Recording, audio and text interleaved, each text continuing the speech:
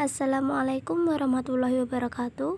Perkenalkan, nama saya Silawardhatu Sholihah dari Universitas Nahdlatul Ulama Sunan Giri Bojonegoro, Prodi PGMI 2A dengan NIM 210201055. Hari ini kita akan belajar tentang sistem indera pada manusia, yaitu ada 5. Yang pertama mata, yang kedua hidung, yang ketiga lidah, yang keempat telinga, dan kelima kulit.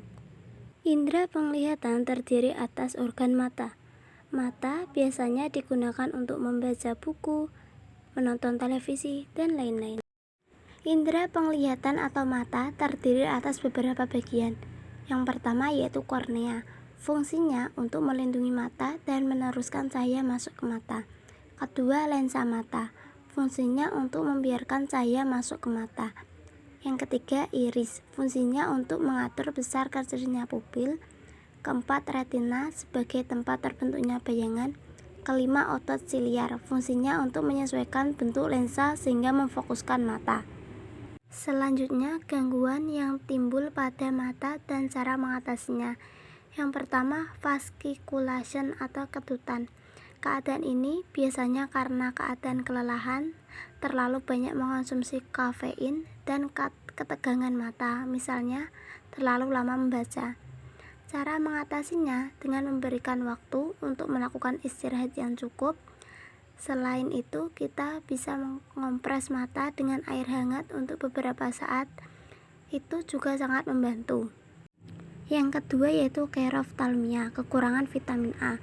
Kekurangan vitamin A disebabkan oleh beberapa hal, di antaranya konsumsi makanan tidak mengandung cukup vitamin A, menu tidak seimbang, kurang mengandung lemak, protein atau zat gizi lainnya, adanya gangguan penyerapan vitamin A atau provitamin A seperti pada penyakit-penyakit pankreas, kurang energi protein, dan lain-lain. Cara mengatasinya gangguan mata kerophthalmia ini dapat ditangani dengan memberi obat-obat tertentu. Obat-obat tertentu tersebut diantaranya adalah obat tetes mata atau salep mata antibiotik tanpa kortikosteroid. Pengobatannya dapat dilakukan sekurang-kurangnya 7 hari sampai semua gejala pada mata menghilang. Yang ketiga yaitu keratitis atau mata berair. Mata yang basah berair pada saat yang tidak seharusnya dapat disebabkan oleh lingkungan yang terlalu berangin, terlalu berdebu, atau alergi. Mata yang sensitif sehingga membuat mata selalu mengeluarkan air mata. Penanganan gangguan mata keratitis dapat ditanggulangi dengan pengobatan. Obat seperti antibiotik, anti jamur, dan antivirus dapat digunakan tergantung organisme penyebab. Selain mengobati, yang tak kalah pentingnya adalah melakukan tindakan pencegahan. Pencegahan ini dapat dilakukan untuk menghindari terjadinya gangguan mata keratitis terulang lagi. Indera pembau atau hidung biasa digunakan kita untuk mencium bau-bau yang ada di sekitar kita, seperti wanginya minyak wangi, wanginya bunga, dan lain-lain. Indera pembau atau hidung terdiri atas beberapa bagian. A. Lubang hidung merupakan bagian yang berfaedah menjaga hidung dari beragam ancaman yang berasal dari luar. Juga berperan dalam mengatur ukuran suatu hal yang masuk ke dalam hidung. B. Cilius, bulu hidung. Bagian ini memiliki fungsi untuk menyaring kotoran dari udara yang dihirup manusia agar udara yang masuk ke tenggorokan bersih karena telah disaring oleh bulu-bulu ini. C. Selaput lendir mukus digunakan sebagai media guna meletakkan kotoran yang telah terbawa dari rongga hidung. D. Saraf hidung. Saraf ini menerima rangsangan bersifat bauan yang terbawa bersama dengan hawa yang dihirup lantas mengirimkan info tersebut dalam bentuk impuls. Fungsi berasal dari saraf olfaktori dapat terkait bersama dengan rasa makanan atau minuman yang kami konsumsi. Gangguan yang timbul pada hidung dan cara mengatasinya. Yang pertama, hidung tersumbat dan pilek. Hidung tersumbat atau pilek menjadi salah satu penyebab salesma itu sendiri. Penyakit ini menimbulkan lendir yang berlebihan yang bisa mengakibatkan sinus atau peradangan.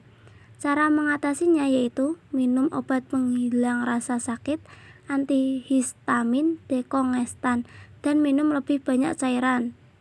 Yang kedua yaitu sinusitis. penyakit yang terjadi akibat peradangan pada bagian sinus. Sinus sendiri terletak pada rongga-rongga tulang yang berhubungan dengan hidung. Cara mengobati sinusitis yang belum sampai kronis bisa dengan menghirup uap, membersihkan saluran hidung, kompresi air, tidur dengan kepala diangkat, meminum obat dekongestan tablet, memakai semprotan dekongestan. Yang ketiga yaitu rinitis alergika. Rinitis alergika adalah peradangan hidung akibat alergi. Rinitis disebabkan oleh masuknya benda asing ke dalam saluran tenggorokan. Kemudian hidung secara otomatis merespon sehingga terjadi peradangan pada hidung. Cara mengobati rinitis alergi adalah dengan mengkonsumsi obat antihistamin yang bisa didapatkan di apotik. Kalian bisa saja mencegah munculnya gejala rinitis alergi jika mengkonsumsi obat tersebut sebelum terpapar alergi. Jika gejala yang kalian alami terbilang parah, kalian bisa saja diberi obat khusus oleh dokter. Indera pengesap atau lidah biasa digunakan kita untuk merasakan rasa dalam suatu makanan seperti manisnya permen, pedasnya cabai, dan lain-lain. Indera pengesap atau lidah terdiri atas beberapa bagian. Pertama, ujung tepi lidah. Bagian ini meliputi lidah bagian paling depan dekat dengan bagian belakang gigi serta tepi kanan kiri. Ujung dan tepi adalah bagian lidah yang peka terhadap rasa dari makanan atau minuman yang masuk. 2. Pangkal lidah berada di bagian belakang dan menempel pada dasar rongga mulut. Bagian ini ada cukup banyak sel sensorik yang memengaruhi fungsi lidah.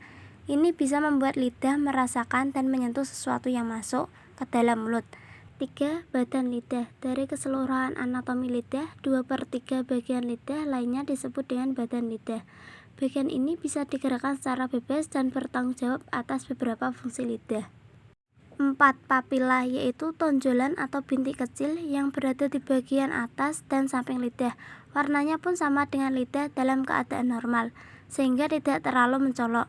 Tekstur sedikit kasar, tetapi papila berfungsi membantu proses makan. Alasannya, papila mempunyai sensor perasa dan juga suhu. 5. Otot-otot lidah dibagi menjadi 2 anatomi, yaitu otot intrinsik dan otot ekstrinsik. Otot intrinsik adalah otot yang membentuk lidah, lalu ada otot pula ekstrinsik yang mengaitkan lidah ke struktur sekitarnya dan berperan dalam menentukan posisi lidah.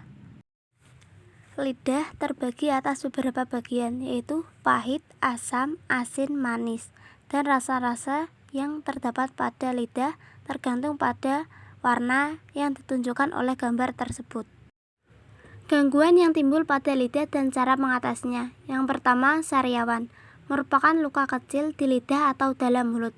Hal ini biasanya terjadi karena kekurangan vitamin dan daya tahan tubuh lemah. Cara mengatasinya, kamu perlu membersihkan gigi dan lidah secara teratur, terutama setelah makan, dan hindari makanan pedas atau asam sampai sariawan sembuh.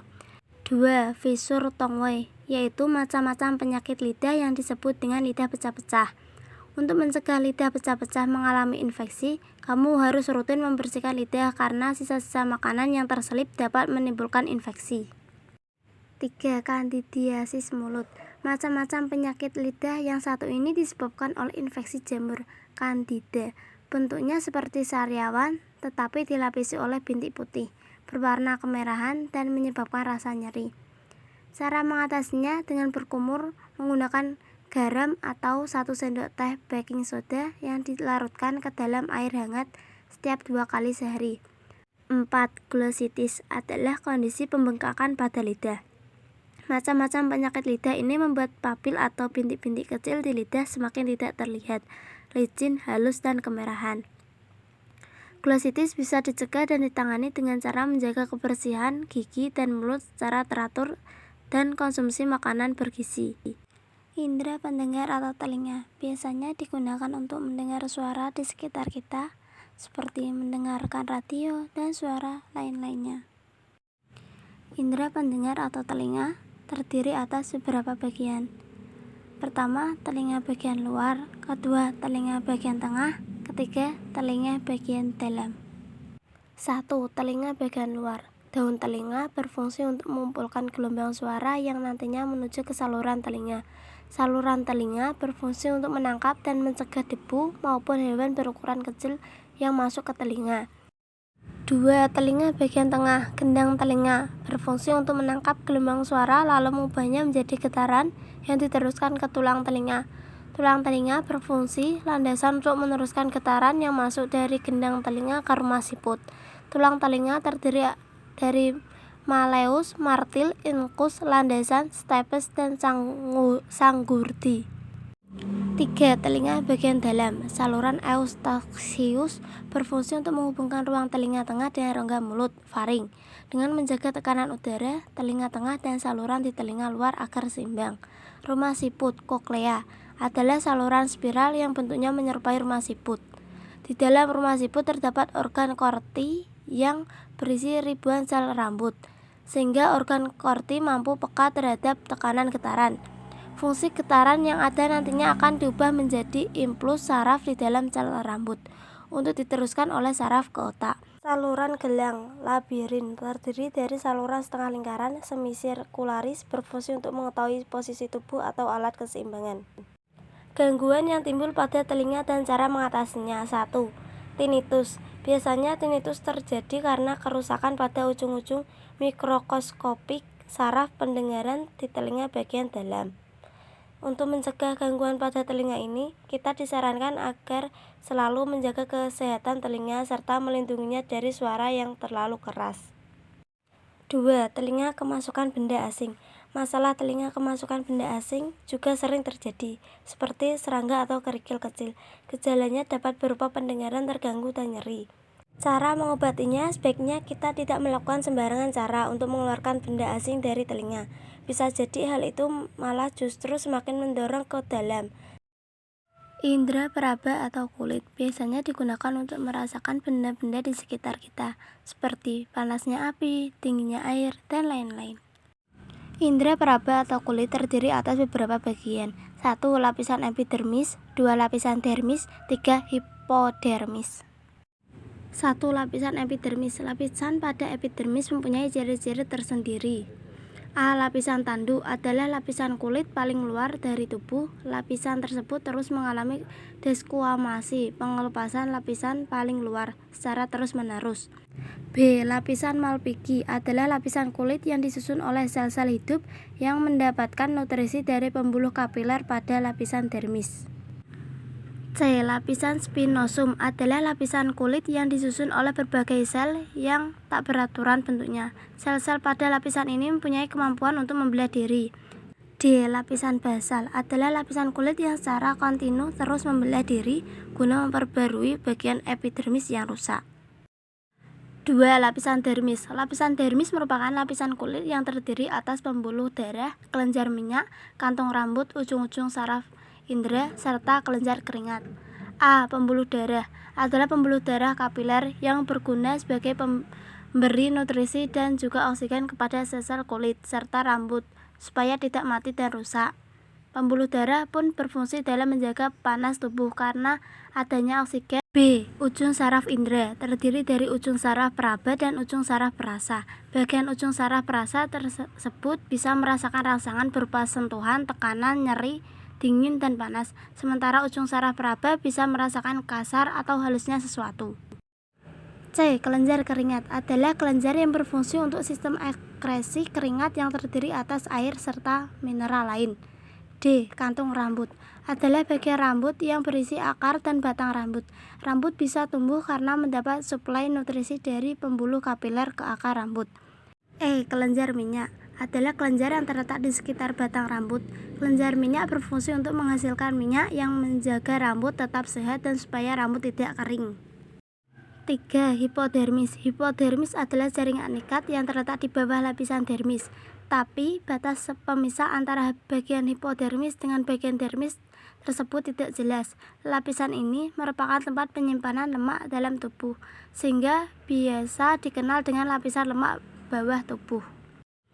Gangguan yang timbul pada kulit dan cara mengatasinya. 1. Herpes. Penyakit kulit herpes biasanya sering menjangkit orang dewasa. Munculnya ruam tidak rata dan berukuran kecil yang akhirnya melepuh. Penyakit kulit ini akan membuat rasa gatal serta kulit menjadi lebih sensitif. 2. Melanoma. Penyakit kulit melanoma merupakan salah satu penyakit berbahaya. Melanoma adalah kanker kulit yang bisa mengakibatkan kematian bila tidak diobati. Melanoma akan beresiko bila muncul pada bagian leher atau kulit kepala. Penyakit ini juga menunjukkan gejala peradangan.